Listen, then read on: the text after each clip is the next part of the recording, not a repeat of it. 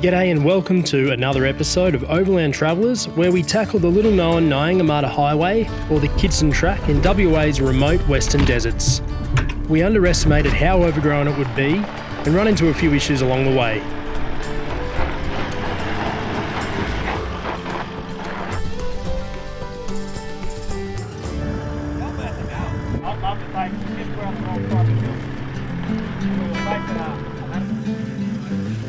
But before we get started on the track, we start this episode at Cape Corogerin, which is not far east of Port Hedland, and get set up for a few days.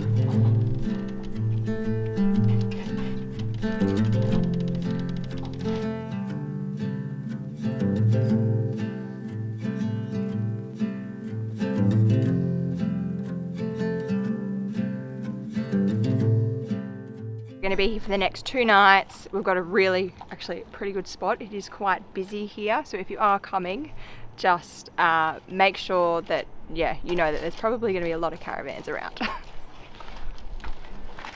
Drive up the rocky bit, up the hill. It's a lot less busy up the rocky. Go away from the caravans and keep it going. Yeah, you'll probably see in our footage that there's no one here, but it's caravan city everywhere else, so we nabbed a really good spot. Yeah, we did well.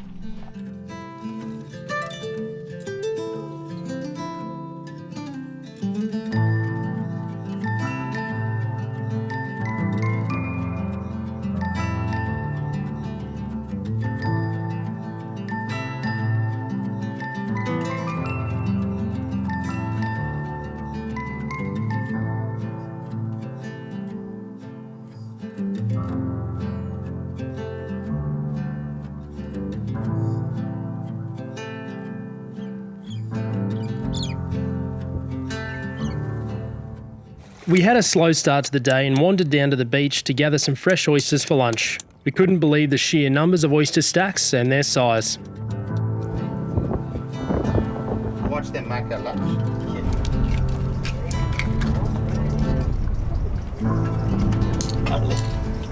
That was a good one. We shucked them and tried something a little different by making a crumb and frying them up.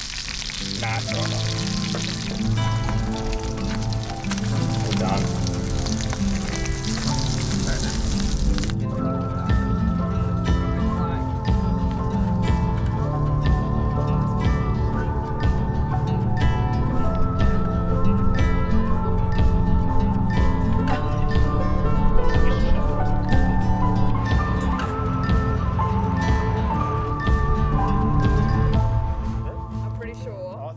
So the sun is setting. We haven't done much filming today. We've actually spent a lot of time just out in the sun walking on the beach. We went for a swim this afternoon.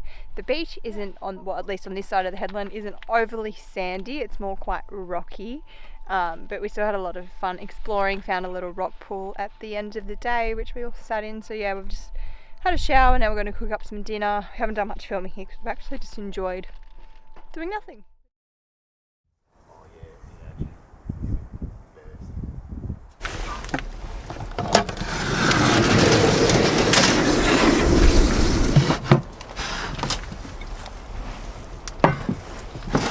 We wake up early and start making our way east.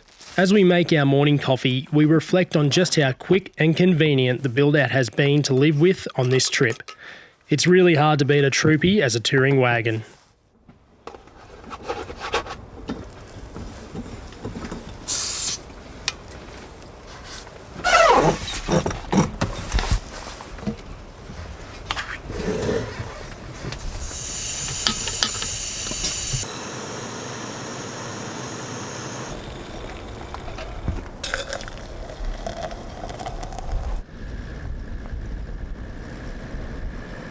After packing up, we head to Sandfire Roadhouse to top up the tanks and then make our way to the start of the Nyangumarta Highway. G'day everyone. So we have a pretty cool track coming up that we're going to be doing, the Nyangumarta Highway or the Kidson Track. So this will go to Nyangumarta. Now, if anyone has absolutely no idea what I just tried to say, I don't blame you. The correct pronunciation of the town is Nyangumarta. Unfortunately, I missed this multiple times throughout the video. I'm sorry. God, it's hard to say that.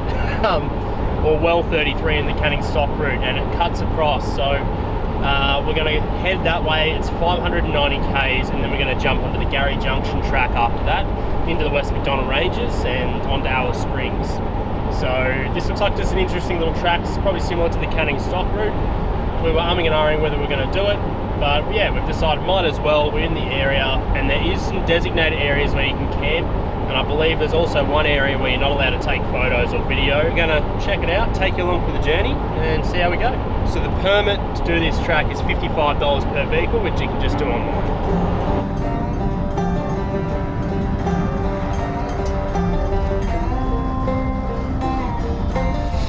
After letting some air out of the tyres and doing a once over on the vehicles, we get started.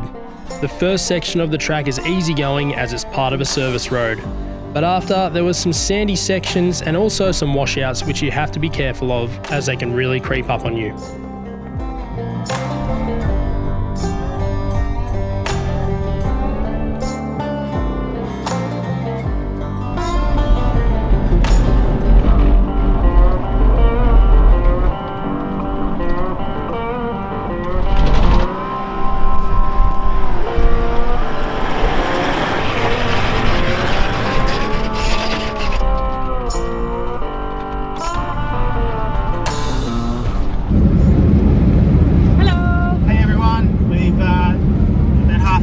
Just started the Nyangumarta Highway, formerly the Kids track, shooting back into the desert, just below this 10-mile radius, back in the desert country, leaving the ocean. Yeah, won't see the Indian Ocean for a while, which is a bit sad, but yeah, we're back out in the red dirt, which is nice and exciting.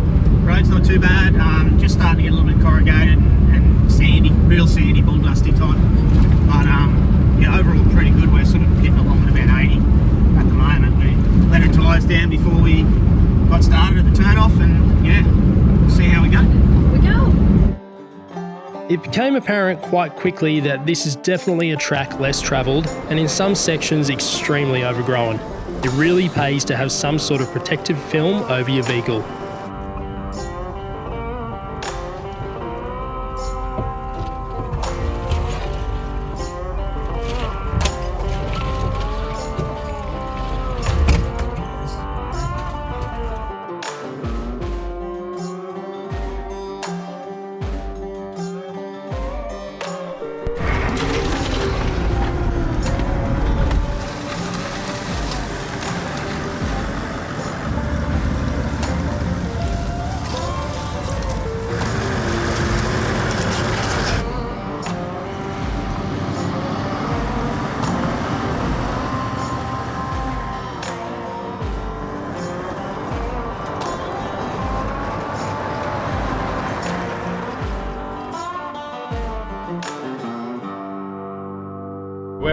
We're getting the track done. One thing that's sort of definitely apparent with this track is just how much it isn't driven. There's really not any fresh tracks on it. It's overgrown in places. Doesn't feel like it gets much traffic every year, and I suppose the reason is it sort of doesn't go many places and doesn't go from many places. It's sort of like, you know, in between Port Hedland and Sandfire and Cunnaruchi. So it's a funny little track, but it's quite beautiful now. There's so much growth around it.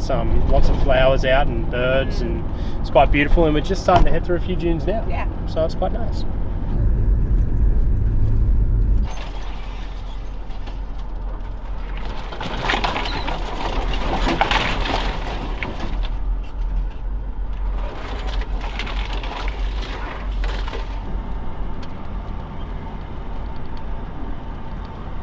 They gone for bush wraps. Oh my gosh. Is it? Oh.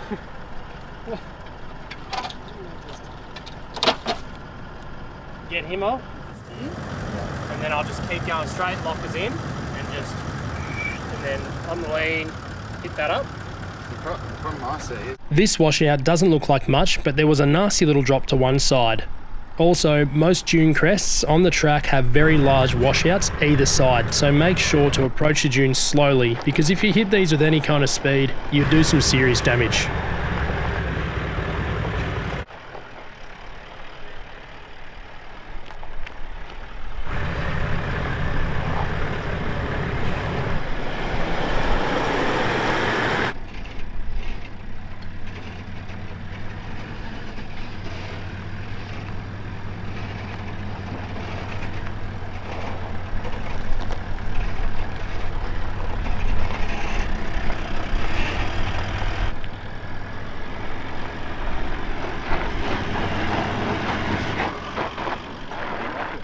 Lockers. Lockers. With a spot and lockers, the washouts were no worries, but definitely something to be mindful of.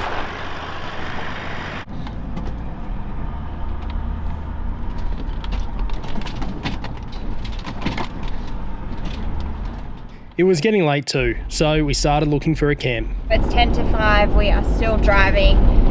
There's a section on the Kitson track that you actually can't camp in unless you're in a designated camp spot. We're just about to pop out of that and then hopefully we'll find camp, so that's why we are still driving. It's been a long day. Yeah, so just keep that in mind. The two campsites are actually near sort of the northern section of the track, and they're quite close to each other. And to be honest, they're not great campsites. They do have facilities, there were toilets, but pretty open and not the nicest camps. So we'd rather just sort of keep going and get to a nice spot to ourselves along here when we get out of the zone. Yes. So you can see it here on the map. This is the green zone that we need to get out of. So we're almost there.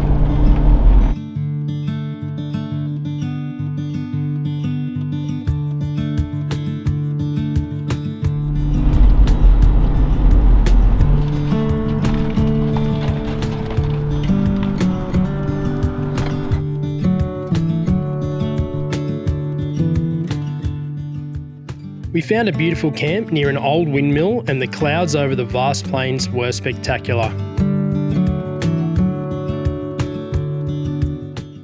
Set up here at camp, we're just near an old windmill that we found. We could sort of see a track off the side of the road. The windmill is here. Really lucky because we're just out of the zone where you can't camp. And yeah, we're just in this area with a clearing. We didn't think we'd find an area with a clearing like this, so very thankful that we found it. It's a really nice spot. Got the fire going and we're going to cook some dinner, have a shower and unwind.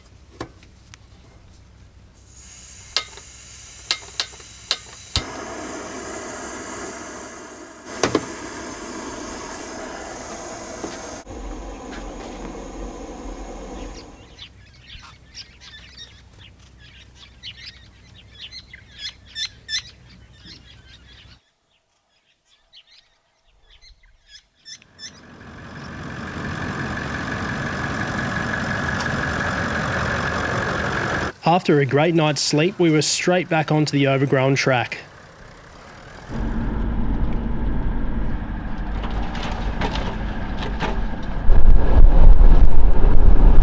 Good morning everyone, we are back on the road. We've got about 170 k's left of the Kitson track and then we link up with the Telfer Road, which we have about 109 kilometres of that to get to Kanora-Ritchie.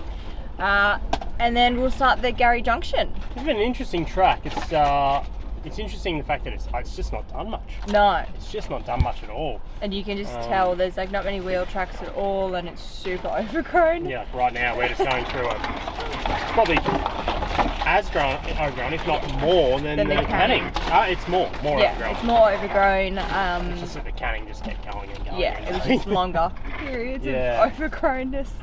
But yeah, it's been a good track so far. Last night was a good camp. I'm really glad we found somewhere quite quickly to pull up because we were all pretty exhausted. If anyone is wondering, we did camp at, I think it's just pronounced the Melangerie Well, which is sort of just outside or on the edge of the where you're allowed to camp.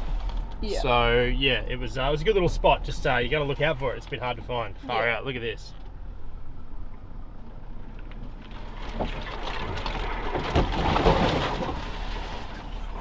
Is that side table there?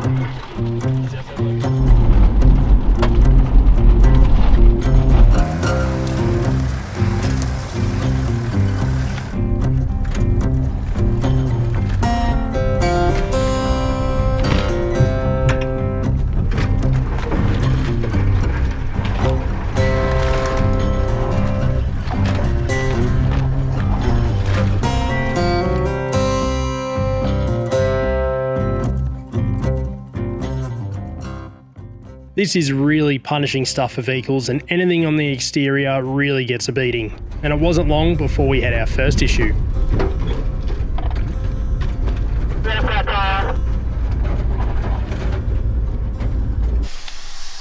No! Brand new! No! You.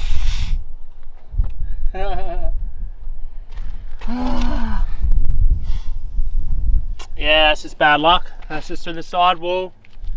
These are the kind of tracks that'll do it. Good one. Oh no. Putting a plug kit in. Adrian's plug kit. Thanks, Adrian. We've been meaning to buy one for ages, but I was like, well, everyone else has if we really need it, but I just want a good one. I want an ARB one.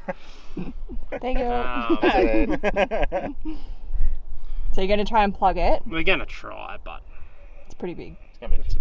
it's going to be. I think it's gonna be a few.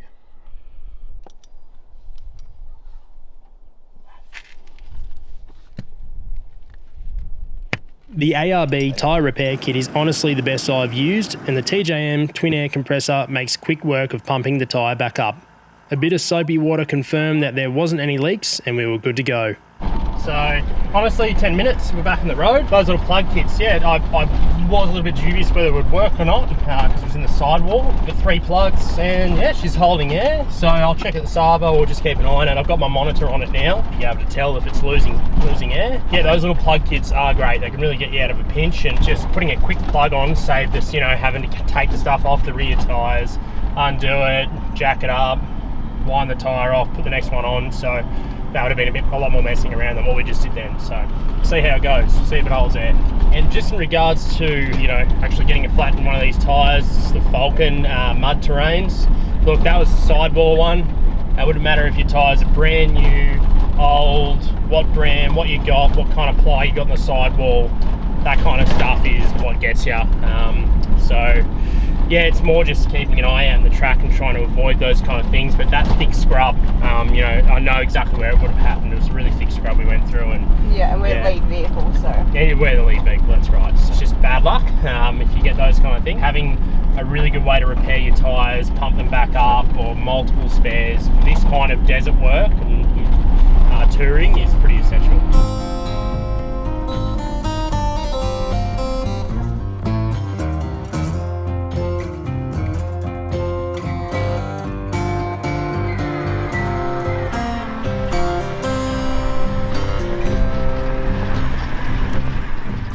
The Nyangumarta Highway is known as one of the most remote tracks in Australia, stretching 621 kilometres through the western deserts without much relief to escape the elements along the way. We did it right at the start of August. The weather was great this time of year.